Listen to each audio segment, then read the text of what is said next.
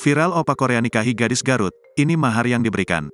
Mojang Garut bernama Neng Jihan Suci Kurniawan dan Yu Hien Woo, opa Korea Selatan viral di media sosial. Dari beberapa unggahan video yang tersebar di TikTok, kedua sejoli berbeda negara tersebut melangsungkan akad nikah pada Kamis tanggal 1 Juni tahun 2023 dan resepsi digelar keesokan harinya, Jumat tanggal 2 Juni tahun 2023.